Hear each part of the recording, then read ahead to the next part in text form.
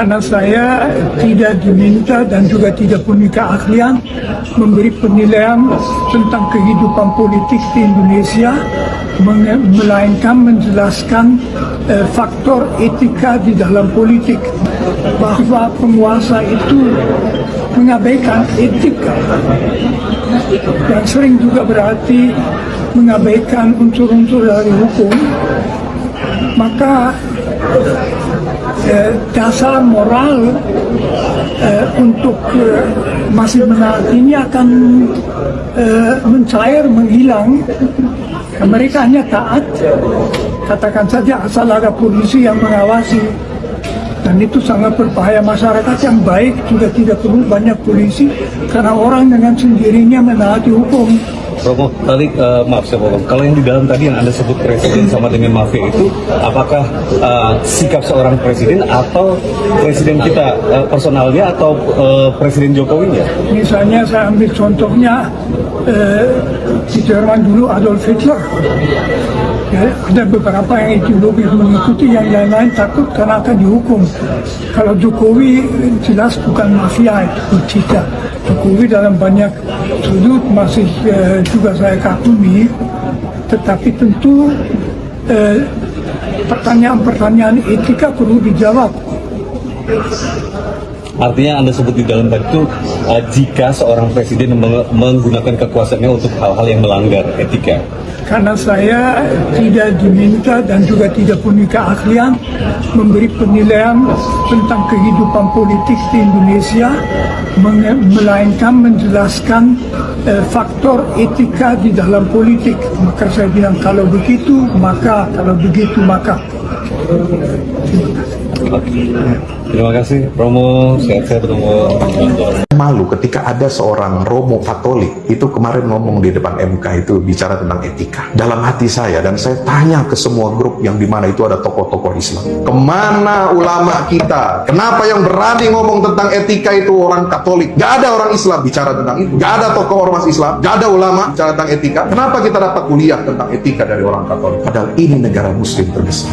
Mau kemana negara kita ini? Kita jangan hanya bangga negara kita ini terbesar Muslimnya di dunia, tapi perilakunya hancur-hancuran. Dan itu sebenarnya kesaksian tokoh Katolik di sidang itu sebenarnya memalukan kita umat Islam. 3 calonnya itu kan semua Muslim, Pak. Dan mohon maaf, yang tanda petik dituding melakukan itu kan juga Muslim semua, betul? Artinya apa? Itu sebenarnya tuduhan kepada kita semua, cerminan kita ini sikap bobroknya oleh orang di luar agama kita, Pak. Malu, Pak. Sementara kita sendiri ulamanya tidak ada yang bersuara lantang seperti itu. Orang tua udah uzur itu ya, tapi dia masih berani dan lantang itu bicara tentang etika dan pelanggaran. Oke, kita tidak menuduh. Ini nanti tinggal dibuktikan saja ya. Tapi saya ingin mengambil ibrah. Kenapa kita harus berhadapan dengan situasi seperti ini? Padahal kita ini umat Islam tahu kita sedang puasa, kita sedang mendekatkan diri kepada Allah. Ternyata kita ini dijadikan bahan olok-olokan. Ya, itu kesaksian itu menurut saya bukan cuma kesaksian untuk membela satu paslon, bukan. Itu menampar pipi kita semua orang Islam di Indonesia. Oh gitu. Ternyata orang Islam ini kalau mau berkuasa begitu. Malu Pak. Ayo dong kita perbaiki. Persoalan etika dan pikiran itu bukan masalah politik menurut saya. Ini kita bicara hati nurani, kita bicara marwah agama Islam yang dipertaruhkan, itu saja kepentingan kita. Kalau kita mendiamkan ini semua bahaya. Maka itu kita harus saling tawasaw bil haq, tawasaw bis sabr. Saling mengingatkan, menasehati dalam kebenaran, dan saling menasehati dengan kesabaran. Assalamualaikum warahmatullahi wabarakatuh. Salam, Om Swastiastu, Namo Buddhaya, salam kebajikan, dan salam sejahtera untuk kita semua. Saudaraku sebangsa dan setanah air, para penonton kanal YouTubeku yang sangat saya hormati dan sangat saya cintai. Masih menjadi perdebatan hangat tentang pernyataan Romo Magnis dalam memberikan kesaksiannya di depan Mahkamah Konstitusi terkait dengan sengketa Pilpres 2024 ini. Perlu kita garis bawahi bahwa kehadiran dari Romo Frans Magnis di depan Mahkamah Konstitusi dalam memberikan kesaksiannya itu bukan kapasitasnya sebagai Romo atau sebagai pastor. Sekali lagi saya tegaskan bahwa itu bukan kapasitasnya sebagai seorang Romo ataupun sebagai seorang pastor. Sehingga bagi saya secara pribadi adalah sebuah pemahaman yang begitu keliru, sesuatu yang salah kaprah ketika kita membawa-bawa nama dari kesaksian oleh seorang romo itu dikaitkan dengan agama. Sangat tidak masuk. Romo Magnis berada di gedung MK dalam memberikan kesaksiannya itu dalam kapasitasnya sebagai saksi ahli. Dan beliau berbicara tentang etika dalam politik. Beliau tidak berbicara tentang ajaran agama Katolik. Ataupun beliau tidak sedang berbicara ajaran agama tertentu. Tidak. Murni kesaksian yang diberikan oleh Romo Magnis ini adalah keahliannya. Kebetulan Romo Magnis ini adalah saksi ahli dalam bidang etika politik. Sehingga sangat disayangkan ketika ada narasi-narasi yang menurut saya secara pribadi ini adalah upaya penggiringan opini ketika kehadiran Romo Magnis dikaitkan dengan agama tertentu ataupun dengan jabatannya yang dalam tanda kutip adalah sebagai seorang romo atau pastor ini. Barusan kita mendengar pernyataan dari seorang ustadz atau seorang kiai. Kenapa seorang romo yang adalah Katolik? Dari kata-kata ini saja seolah-olah kehadiran Romo Magnis di depan Mahkamah Konstitusi itu mau mengatasnamakan orang Katolik atau mau mengatasnamakan Romo. Padahal fakta yang sesungguhnya tidak seperti itu. Beliau diminta oleh MK untuk memberikan statement, untuk memberikan argumentasi tentang keahliannya dalam etika berpolitik. Lagi pula, kehadiran beliau karena beliau adalah seorang warga negara Indonesia. Jadi mari kita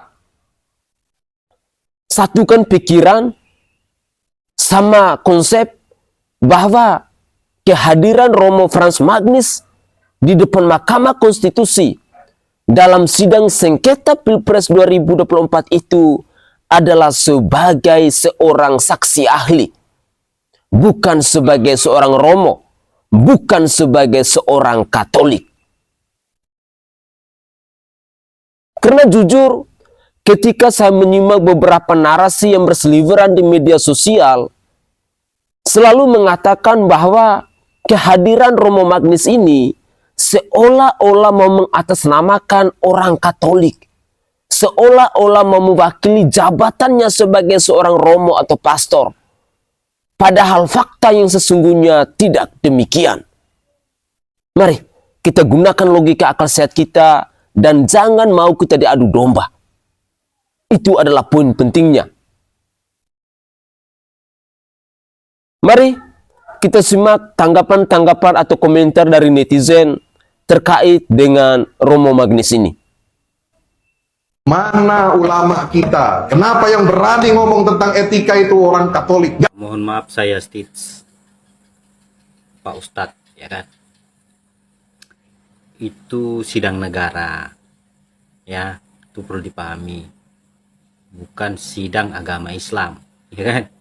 Itu sidang negara. Bukan juga sidang agama Islam dan juga bukan sidang Katolik, agama Katolik, nggak ada kaitannya.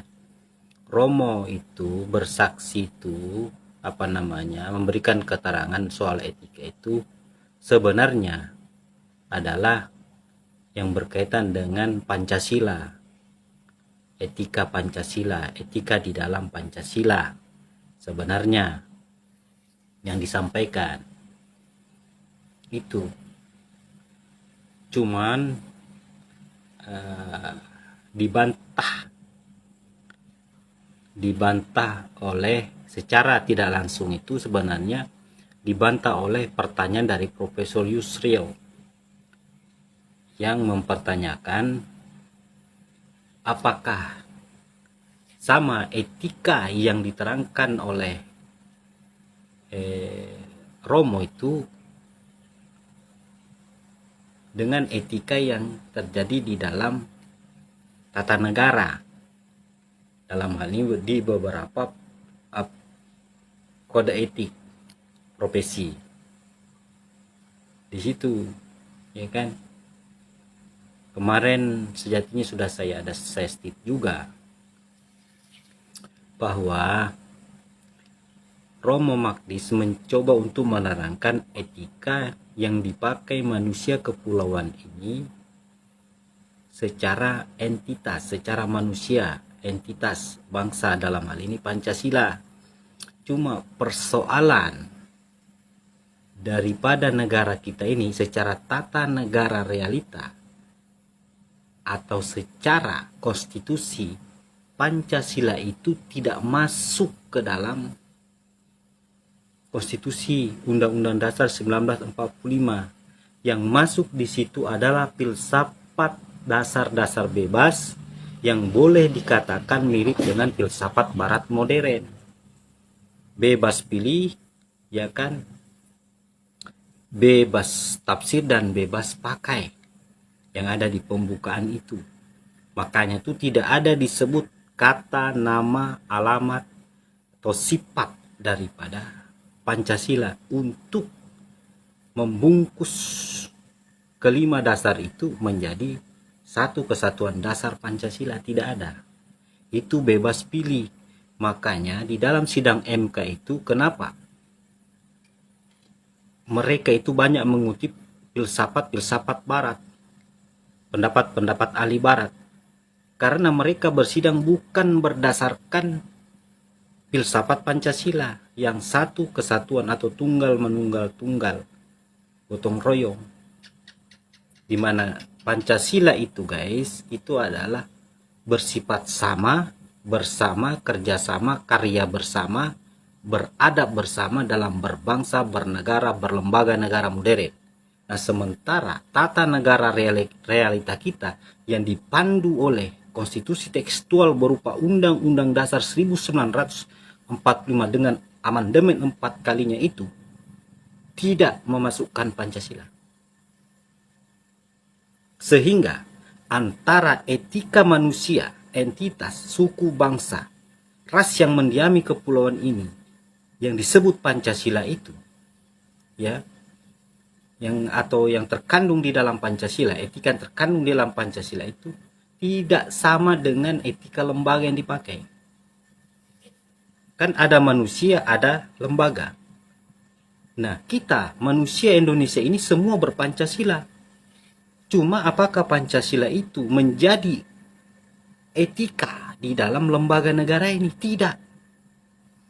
Itu persoalannya. Itulah kenapa saya selalu berteriak dari 2012 sampai sekarang.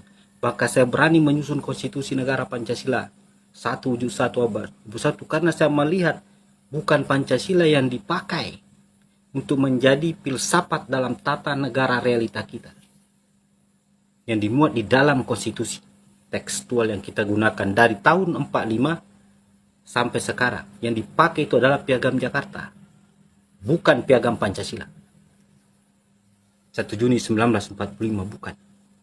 Itu Bung. Jadi tidak usah Anda merasa rendah diri. Kalau bicara soal Islam, Islam itu dasarnya firman, bukan filsafat, bukan falsafah. Ya kan? Kalau negara ini dasarnya itu adalah falsafah, berupa sebenarnya adalah falsafah Pancasila. Secara bangsa dan negara nasional stat Indonesia modern di 1 Juni itu adalah satu kesatuan falsafah Pancasila. Cuma ketika bicara lembaga negara yang dipandu atau dioperasionalisasi atau berpayung hukum kepada konstitusi, bahasanya Pancasila tidak dipakai. Itulah persoalan, salah satu persoalan mendasar yang harus regenerasi anggota bangsa, warga negara dan abdi negara ini ketahui dan pahami dan baiki konstitusinya, sempurnakan menjadi konstitusi negara Pancasila. Jangan Undang-Undang Dasar 45 terus. Biar diamandemen berapa kali, selama hukum dasarnya begitu, dasar-dasar bebas, ya kan? Tetap tidak berfilsafat Pancasila. Pancasila itu paguyuban. Pancasila sejatinya itu mengandung apa? Mengandung apa? Ya kan? Value bersama, norm, sumber dari segala sumber, nilai, norma, etika, etiket atau moral, komitmen luhur atau kontrak luhur. Makanya menjadi sumber dari segala sumber hukum dalam kita berbangsa, bernegara atau bernasionalitas Indonesia modern di 1 Juni 1945. Cuma pada saat kita bicara negara secara tata negara atau realita, lembaga, organisasi, sistemikasi, grand sistemikasi, Pancasila yang tunggal menunggal tunggal atau satu kesatuan gotong royong, satu kesatuan paguyubanisme itu tidak terpakai. Ya kan? Yang dipakai itu adalah dasar-dasar bebas yang juga sama berjumlah 5. Tapi bagaimana ilmu metodologi, standar pikir, standar aktualisasi, dan standar ciptanya berbeda antara Pancasila yang tunggal menunggal tunggal dengan filsafat barat modern yang dasar-dasar bebas.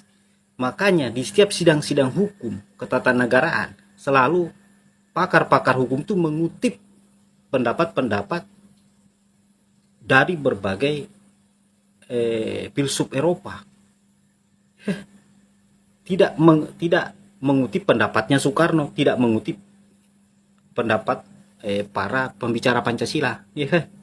Begitu, mereka mengutip filsafat barat semua, ya kan? Itu menunjukkan bahwa kita itu tidak bernilai, tidak bernorm, tidak beretika, tidak beretiket atau bermola, dan tidak berkomitmen luhur Pancasila secara tata susun bangun bentuk NRI yang ada, yang kita pakai selama 78 tahun. Itu. Jadi tidak ada kaitannya dengan Anda sebagai muslim mau malu apa?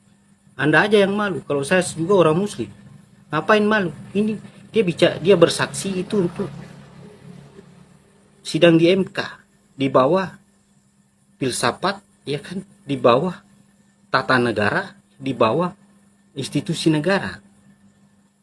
Tidak ada juga, dia tidak bersidang agama Katolik, tidak bersidang agama Islam, tidak bersidang agama apapun. Itu yang perlu dipahami. Artinya janganlah berkomentar. Artinya kalau tidak tahu persoalan mana agama, mana bangsa, mana negara, ya kan? Negara ini tidak berdasar Islam, tapi berdasar Pancasila. Cuma dalam tata negara realitanya berupa lembaga, institusi, lembaga, organisasi itu keluar dari Pancasila. Kelima dasar itu dipedomani secara dasar-dasar bebas. Taubahnya seperti Mason Sion, bukan satu kesatuan dasar Pancasila. Itu saya pikir, mohon ampun, ya kan, harus saya tegaskan selaku pencetus penyelesaian revolusi semesta Pancasila, konstitusi negara Pancasila sejati. Biar seluruh bangsa ini ngerti, tahu, ya kan? Jangan dicampur-campurkan dengan agama lah, ya kan? Itu guys, ya kan? Pasca Romo Magnes Suseno memberikan kesaksian atau menjadi saksi ahli di sidang sengketa pemilu MK kemarin, memunculkan banyak komentar. Memang beliau adalah Romo atau seorang ulama Katolik. Lalu dari agama lain atau penganut agama lain mempertanyakan, loh kok ulama dari agama kami tidak diundang untuk menjadi saksi ahli di sidang MK itu? Jawabannya sederhana. Romo Magnes ini ya ahli di bidang etika. Dia menulis banyak soal etika. Dia menulis dasar-dasar etika. Dia menulis etika politik, etika Jawa, etika Aristoteles, etika kontemporer, dan banyak diskursus etika yang dia tulis. Jadi wajar ketika Romo Magnes ini diundang ke MK untuk membahas soal etika. Yang menjadi aneh kalau kita ngundang misalnya ulama yang teriak-teriak jamaah gitu, itu terus kita undang dihadirkan ke hadapan MK, ditanya oleh para pengacara yang hebat-hebat itu, ditanya oleh para hakim, ya pelangap-pelongo dia, karena dia bukan ahli di bidang. Ya Tuhan, Romo ikut politik dan fokus ke misionaris dan umatnya. Ya Tuhan, pastor gini, gak peduli dia pastor, ulama, gus, atau kalian sebut apa, ya. Yang pasti memperjuangkan kebenaran dan keadilan itu bukan soal agama. Aku orang Islam, tapi apa? Aku mendukung apa yang diucapkan oleh beliau. Yang diucapkan itu adalah apa? Kebenaran dan keadilan yang datang dari apa? Yang datang dari hatinya, bukan karena dia itu memihak 01, 02, 03, enggak. Apalagi kalian sangkut-sangkutkan dengan politik atau apa itu. Orang 80 tahun lebih, hampir 90 tahun. Dan masih mau ke MK. Karena apa? Menurut kalian beliau mencari uang, jabatan, atau keuntungan dari apa yang dia omongkan? Enggak. Beliau itu malah dapat apa? Dapat hujatan. Kalau ada kalau dari pendukung 02 ya. Malah ada yang bilang kalau ya Allah masih ke politik. Ya kayak ini kan yang didapat cuma hujatan, tapi apa? Beliau memperjuangkan kebenaran dan keadilan. Kalau nggak ada apa-apa, nggak mungkin beliau itu teriak-teriak sampai seperti itu, sampai ke MK yo. Yang dipertanyakan di sini, kemana Pak Ustadz? Kemana para ulama? Kemana gitu? Kenapa cuma Romo ini saja yang berteriak seperti itu sampai ke MK? Atau cuma kan kalau di MK itu cuma 19 orang yo, atau cuma karena kuotanya itu cuma segitu, nggak ada ulama atau apa yang ke situ. Beliau di sana itu apa? Memperjuangkan apa? Kebenaran dan keadilan, karena di Indonesia ini emang sedang tidak baik-baik saja. Jangan dikira itu beliau itu mencari keuntungan, mencari apa dan mencari apa. Tidak mencari apa-apa, yaitu tadi. Kalau di agama Kristen kan beliau itu orang suci, kan? Atau apa ya, yang sudah tidak punya kepentingan, intinya itu cuma memperjuangkan umatnya. Kalau ada yang tidak benar ya diperbaiki, gitu kan. Tapi kenapa tuh harus dihujat-hujat kayak gini? Kasihan, dia itu orang tua, dia orang tua. Kalau tidak ada apa-apa, tidak mungkin beliau itu sampai berucap seperti itu. Tidak mungkin beliau sampai berteriak seperti itu. Jadi gunakan hati nurani dan akal pikiran yang bersih untuk menilai apa itu yang diucapkan dari seseorang. Jangan cuma karena Anda mendukung ini dan itu, Anda tidak menggunakan akal pikiran yang sehat dan hati nurani.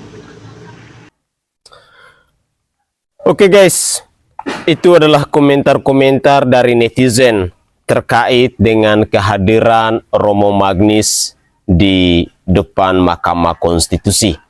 Dan juga tadi kita mendengarkan bersama-sama ada satu video yang menjawabi pernyataan dari Pak Ustadz. Jadi begini, mari kita sama-sama satu pikiran ya, bahwa kehadiran Romo Magnis di dalam sidang Mahkamah Konstitusi terkait dengan sengketa Pilpres 2024 ini sama sekali tidak ada kaitannya dengan orang Katolik ataupun orang Islam. Sekali lagi, tidak ada kaitannya sama sekali. Ketika kita berbicara mengatasnamakan Katolik atau mengatasnamakan orang Islam dan lain sebagainya, itu sudah salah kaprah, sudah sangat jauh. Karena Frans Magnis yang adalah seorang romo, yang adalah seorang pastor, kehadiran dirinya untuk memenuhi undangan dari Mahkamah Konstitusi ini adalah murni untuk berbicara tentang keahlian yang dia miliki. Jadi kebetulan Romo Frans Magnis ini sudah menuliskan berbagai macam buku tentang etika. Jadi beliau begitu paham apa itu etika. Beliau juga tidak sedang membela paslon 01, paslon 02, ataupun paslon 03 dalam sidang sengketa Pilpres 2024 itu, tidak. Atau beliau juga tidak pernah berbicara soal agama Katolik ataupun agama Kristen ataupun agama Islam di dalam sidang MK itu. Tidak. Beliau memang murni berbicara tentang keahliannya, yaitu soal etika dalam berbangsa dan bernegara, etika Pancasila, etika dalam berpolitik. Itulah yang dibicarakan oleh seorang Romo Frans Magnis di depan Mahkamah Konstitusi. Mari, saya berharap bahwa kita netizen Indonesia harus cerdas. Jangan mau kita digiring oleh opini-opini yang saat ini kelihatannya lagi ramai didiskusikan di media sosial, seolah-olah kehadiran Romo Frans Magnis dalam sidang Mahkamah Konstitusi itu mau mewakili dirinya sebagai seorang Romo atau sebagai seorang Katolik. Tidak. Dan saya sangat yakin banyak sekali kritikan-kritikan pedas, banyak sekali hujatan-hujatan yang ditujukan kepada Romo Frans Magnis. Padahal kehadiran beliau benar-benar mau menyuarakan tentang keahliannya dalam etika berpolitik, tentang keadilan, tentang kebenaran yang sesungguhnya. Sehingga sangat disayangkan ketika kita melihat ada berbagai macam hujatan-hujatan yang ditujukan kepada Romo Frans Magnis. Tapi tidak apa-apa. Seseorang yang memperjuangkan tentang kebenaran, yang memperjuangkan tentang keadilan, yang menyampaikan tentang sesuatu yang sesungguhnya, pasti akan menerima hujatan, pasti akan menerima kecaman dan lain sebagainya. Dan bagi seorang Romo, itu adalah hal yang biasa. Saya sangat yakin dan percaya bahwa seorang Romo Frans Magnis, dia tidak pernah akan menaruh rasa dendam. Mungkin dia akan mendoakan kepada saudara dan saudari kita yang sampai saat ini terus mencaci maki, terus menghujat dan menghina dirinya. Saudaraku sebangsa dan setanah air, mari kita bersama-sama menjauhkan hal-hal yang negatif, yang provokatif, yang pada akhirnya hanya mau menimbulkan kegaduhan di bangsa ini. Dan saya berharap bahwa sidang tentang sengketa Pilpres 2024 ini bisa segera terselesaikan. Karena saya yang rakyat jelata rasa-rasanya percuma hanya mau buang-buang waktu. Tetapi apapun itu, mari kita bersama-sama menghargai proses hukum. Negara kita ini adalah negara demokrasi. Negara kita ini adalah negara hukum. Dengan demikian, kita hargai langkah-langkah hukum, proses-proses hukum yang ditempuh, baik itu dari paslon 01 maupun paslon 03. Dan semoga saja bahwa keputusan yang akan diambil oleh MK di tanggal 22 April 2024 nanti benar-benar berpihak kepada rakyat Indonesia, berpihak tentang keadilan, berpihak tentang kebenaran dan lain sebagainya. Karena saya melihat bahwa ada ancaman-ancaman yang terjadi di luar, narasi-narasi yang beredar bahwa kalaupun keputusan MK tidak berpihak kepada rakyat Indonesia, tidak berpihak kepada kebenaran, tidak berpihak kepada keadilan, maka mereka akan menempuh jalan lain lagi. Katanya masih ada banyak jalan. Dan yang lucunya, tujuan utama mereka itu adalah untuk memakzulkan Presiden Joko Widodo. Saya tidak mengerti. Tetapi ya terserahlah. Selama apa yang mereka lakukan masih sesuai dalam proses-proses hukum, masih berada di dalam koridor-koridor hukum, mari kita hargai dan mari kita hormati. Dengan demikian, saya berharap bahwa kita sebagai generasi penerus bangsa ini, mari kita bangun narasi-narasi yang tidak mau untuk adu domba, yang tidak mau untuk saling menjatuhkan antara kelompok yang satu dengan kelompok yang lain. Dan sekali lagi saya tegaskan bahwa kehadiran Romo Frans Magnis di dalam sidang Mahkamah Konstitusi tentang sengketa Pilpres 2024 itu dalam kapasitas dirinya sebagai seorang saksi ahli, bukan sebagai seorang Katolik, bukan sebagai seorang Romo. Begitulah kira-kira. Saya Sainai dari Provinsi Nusa Tenggara Timur, saatnya kita yang rakyat jelata harus berani untuk bersuara. Salam hormat, salam NKRI, dan salam Pancasila untuk kita semua.